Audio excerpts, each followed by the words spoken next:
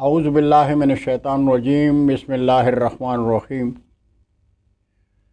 ناظرین، قومی منظر میں گل بخش آلوی سلام عرض کرتا ہوں۔ آج کا تجزیہ حالات کے تناظر میں عمران خان دشمنی میں قومی اور مذہبی عظمت داؤ پر ہے۔ ایک طرف کالعدم تحریک لبیک ہے اور دوسری طرف خود پرست اپوزیشن۔ تحریک لبیک اور اپوزیشن کی پشت پر مولانا فضل الرحمان اور جماعت اسلامی کے سراج الحق ہیں۔ ایک طرف ناموس رسالت کے نعروں میں عوام کو گمراہ کیا جا رہا ہے تو دوسری طرف مہنگائی کے شور میں عدم استحکام کی جدوجہد جاری ہے۔ خود پرستوں نے دنیا بھر میں پاکستان اور دین مصطفیٰ کو تماشا بنائے رکھا ہے اور میڈیا کے لفافہ پرست فلاسفر اپنے ہم مزاجوں کے گیت گا رہے ہیں۔ دراصل مسئلہ صرف عمران خان ہے۔ عمران خان دین مصطفیٰ اور وطن عزیز کی عظمت کے لیے جو چاہتے ہیں، پاکستان دشمن قوتوں کے اعلی کار وہ نہیں چاہتے۔ عمران خان کے حکمرانی سے نجات کے لیے عمران خان دشمن لوگ قوم اور قومیت کی عظمت اور وقار سے بے پرواہ ہیں۔ پاکستان کے عوام ذہنی کرب سے دوچار ہیں۔ پاکستان دشمن بنگڑے ڈال رہا ہے اور اپوزیشن ملک بھر میں سڑکوں پر سرکس لگائے ہوئے ہے، اور تحریک لبیک نے وزیر آباد کو طالبان کا افغانستان بنا دیا ہے۔ وزیر آباد کے شہری اپنے گھروں میں قید ہیں اور شعور کے آئینوں میں تحریک لبیک کو سوچ رہے ہیں، اگر وزیر آباد کے مکینوں کا عزت نفس مجروح ہوا،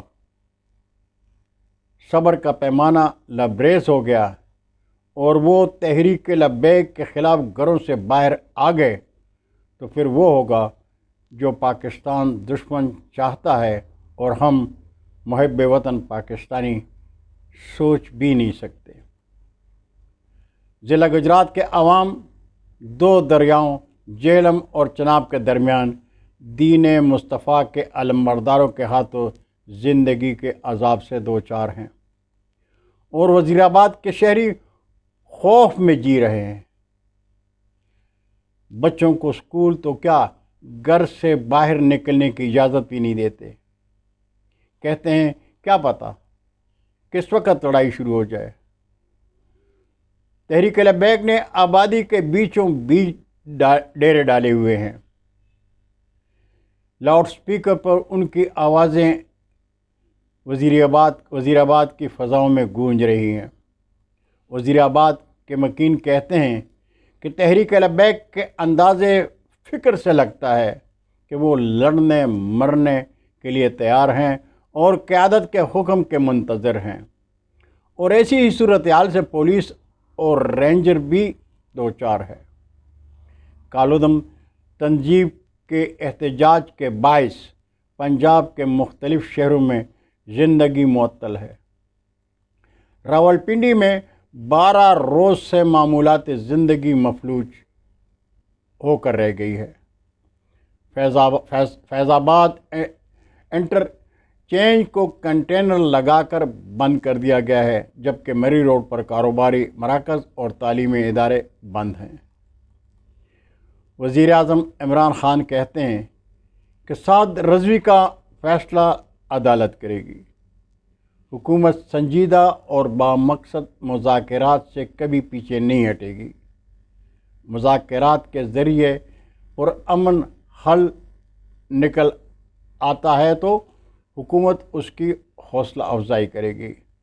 فرانسیسی سفیر سے متعلق معاملات میں بین الاقوامی صورتحال کو سامنے رکھیں گے، لیکن اگر تحریک لبیک مذاکرات کو نظر انداز کر کے آگے بڑھنے کی کوشش کرے تو حکومت پہ سختی کرنے پر مجبور ہو جائے گی۔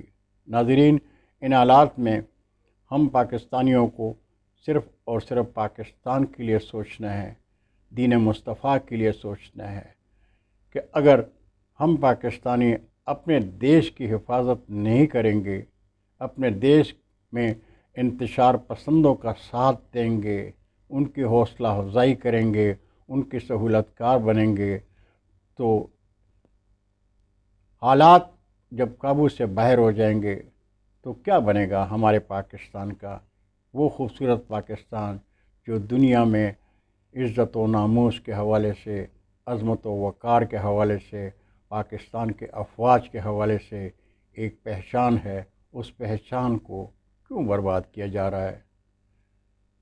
اللہ تعالی ہم پاکستانیوں اور ہمارے خوبصورت دیش پاکستان پر رحم فرمائیں۔